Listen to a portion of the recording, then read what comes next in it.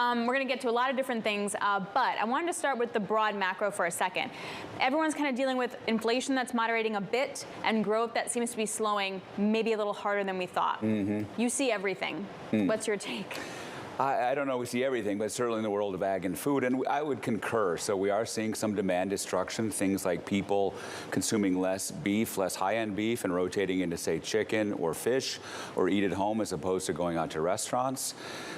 Prices, especially in the primary ag commodities, wheat, corn, soybeans, have stabilized for now, but that certainly can depend on weather, supply chain disruptions. But overall, I'd concur, moderating, but with some demand destruction as well.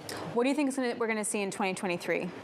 I think it'll be more of the same. I mean, certainly I'm not an economist. There's a lot of people that spend their whole career and life. But you kind of are. You're like a food economist. We get to see, you're right. I think, as we were saying, not as abrupt recession in the U.S., but certainly keeping a close eye on Europe as they go through winter, potential for energy disruption. So a tentative outlook, but generally more of what we're seeing right now. Dave, good morning. It's Guy. I will add my thanks to Alex. It's great to see you in the studio. One thing I'm seeing in a lot of the inflation data that I'm looking at, though, is that food prices are proving to be stickier than a lot of other inflation that we're seeing right now. A, would you concur with that, and why do you think that is? I think perhaps they're stickier, but I think they are generally trending down. I think a lot of the supply chains are very tight. So, disruptions from what has been happening in Ukraine, although the food corridor being open has really made a difference. Continued labor shortages in certain markets, so the inability to run at full capacity because of labor shortages. And then certainly weather-related supply chain disruptions. As you know, Guy, there was Mississippi River levels that were very low this summer, which have recovered somewhat. But so I think there still are some kinks in the supply chain that may be causing that stickiness.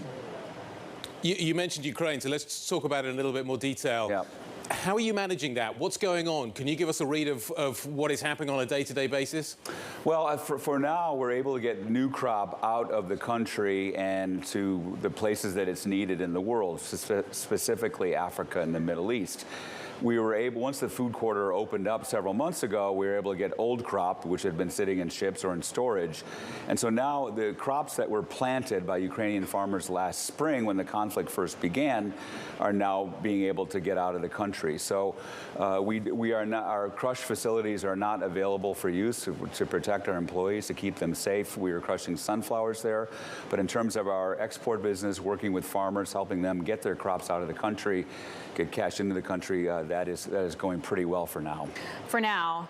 For next year, how are you able to finance that business and also for next year's seeding? Well, that's going to be the question, and that's the challenging and interesting and fascinating part of ag, is every season's different.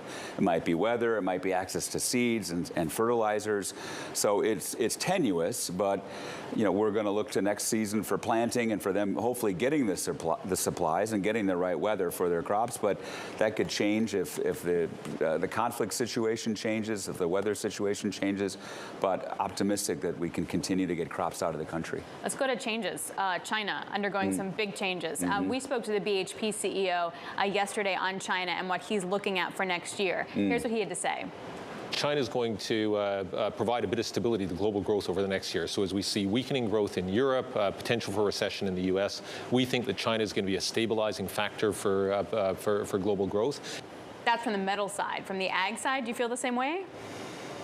I probably not quite would agree with what he said on the ag side. Nonetheless, I mean, you're seeing demand destruction with the result of contraction in China because of COVID policy. So a lot, like everything, is going to depend on where that goes. Do they continue to have outbreaks? Significant part of the world for ag consumption and certainly a market for American farmers to sell their products to. So, but it is a slowing economy, and whether it provides stability to the rest of the world in ag, I think that remains to be seen, but perhaps I wouldn't characterize it quite the way that he did. What are you expecting? I was starting to see maybe, Dave, a softening on COVID zero. If we do see a softening, do case counts climb, but maybe people are out more, so they're going to be consuming more? It's an incredibly complex issue to navigate. How do you actually, again, how do you manage this? a week out, 2 weeks out, a month out? Is that how you're thinking about it? Are you just going to have to be kind of responding to what you're seeing on the ground, or can you prepare for any of this? Yeah, I don't think you can, Guy. I mean, you kind of have to take it week to week, and in some cases, day to day.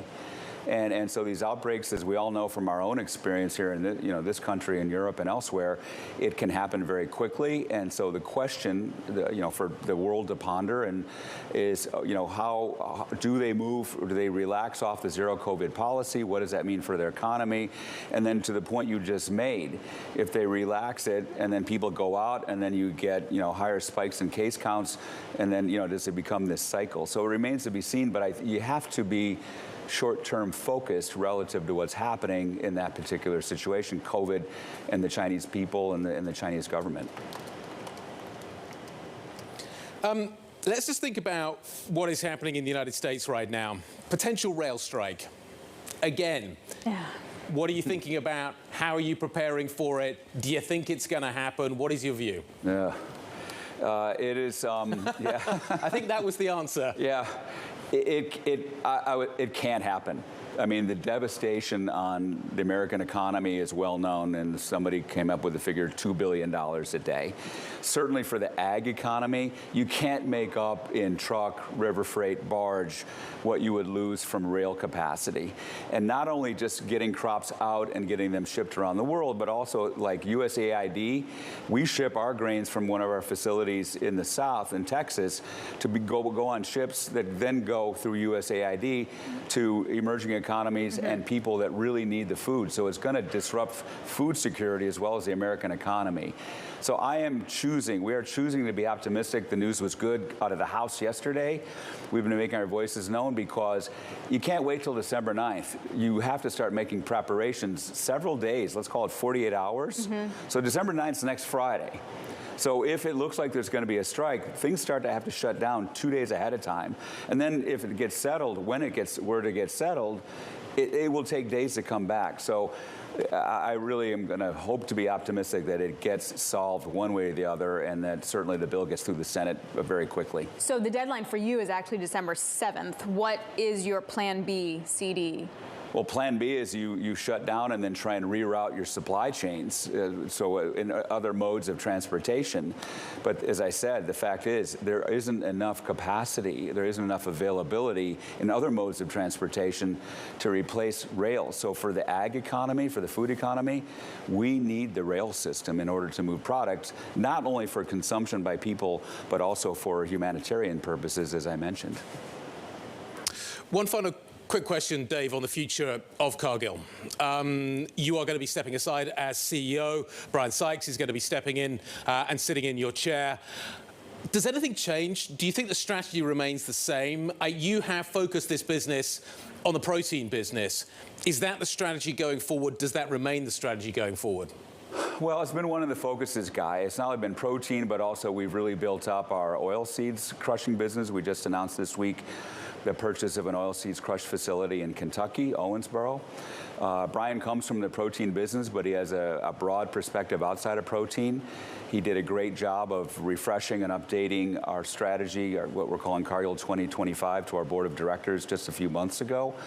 So I think in the short term, as I did when I took over 9 years ago today, as a matter of fact, continuation of what's working. But every CEO, every leadership team has their own traditions and customs and strategies, and he will have his own.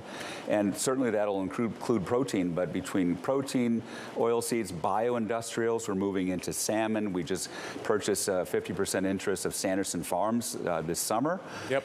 So protein will be one amongst many, but Brian will set his own course with our leadership team, and he is the right person to be leading Cargill for the future.